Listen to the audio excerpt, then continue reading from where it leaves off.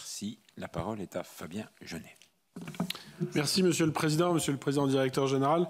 Je m'associe à l'hommage rendu à votre entreprise, à vos équipes, aux cheminots qui ont su relever le défi du rendez-vous olympique cet été.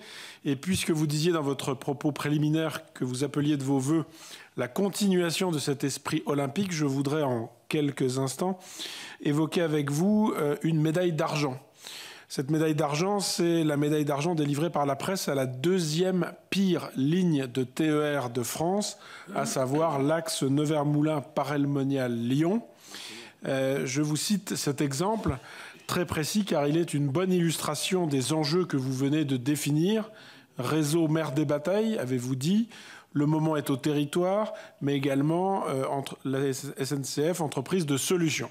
Alors la force des slogans, vous en conviendrez, est décuplée par la réalité de leur incarnation. Et sur cette ligne, justement, l'incarnation de l'efficacité bute sur un poste d'aiguillage, désormais fort célèbre dans notre commission, puisque c'est le poste d'aiguillage de Lamure-sur-Azergues, seul point de croisement sur 96 km de ligne, dont nous avons déjà parlé. Et en mai dernier, vous m'assuriez que vous alliez demander à SNCF Réseau de traiter rapidement ce problème. Comptez sur moi, disiez-vous, pour veiller à ce que l'on trouve rapidement une solution pour tenir le poste d'aiguillage dont on a absolument besoin pour retrouver une efficacité sur la ligne. Alors je ne sais pas si vous avez différé la solution pour justifier de pouvoir toujours être aux commandes de la SNCF au moment de répondre à nos questions à cet instant.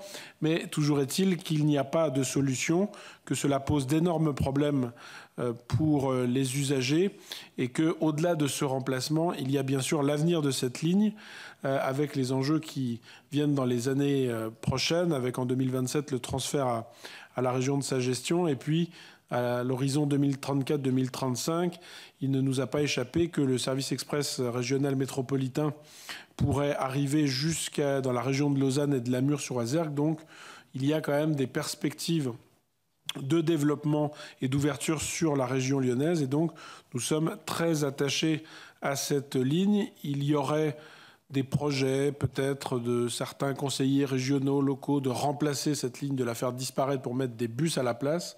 Localement, nous y sommes farouchement opposés. Et donc, comme j'ai bien noté que vos capacités, Monsieur le Président directeur général, vos qualités, vos compétences vous permettent de surmonter beaucoup de difficultés, voire de vents contraires. Votre durabilité, et Dieu sait si à la Commission du développement durable nous sommes sensibles à cet aspect, le prouve, eh bien saurez-vous assurer un véritable avenir à cette ligne, l'avenir qu'elle mérite et l'avenir que méritent également les territoires desservis. Je vous remercie.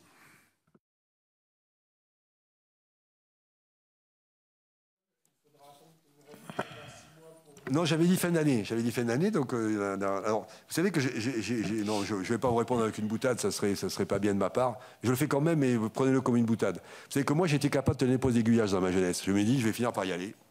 Je vais finir à aller tenir le poste. Si ça peut encourager une solution durable. Il est quand même fermé depuis. Enfin, le poste. Alors, on me dit quand même. Novembre 23. On me dit attention au côté principiel qui pourrait arriver sur ce dossier. On me dit que vu la desserte actuelle, on n'en a pas besoin. Après, si on voulait la renforcer, on en aurait besoin. Mais actuellement, avec le plan de transport qui doit passer, on n'a pas besoin de ce poste. Voilà. Donc, alors, bien sûr, si on veut augmenter la fréquence, là, il faudra ce poste, puisqu'il faudra faire des croisements supplémentaires.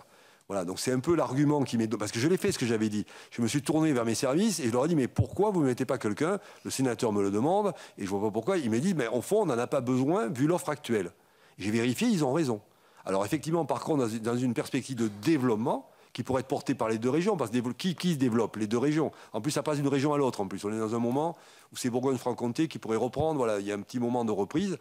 C'est sûr que si les régions voulaient développer le TER, elles seraient même fondées. Et Réseau serait, à mon avis, obligé, si elle était face à des régions qui présentaient un plan de développement, je pense que là, du coup, il faudrait augmenter les capacités de croisement. Et donc, ça renforcerait la nécessité démontrée de mettre quelqu'un à Lamure-sur-Azergues, qui va devenir la capitale du ferroviaire français, puisque chaque fois qu'on vient au Sénat, on en parle, et c'est bien normal. Et c'est surtout très représentatif d'une certaine façon de faire. Comment faire pour tuer une ligne, en fait? Parce que sur 15 ou 20 ans, c'est ce qui se passe. Parce que novembre 23, l'agent a une promotion Donc il n'y a plus de possibilité de croisement. Le plan de transport est donc dégradé.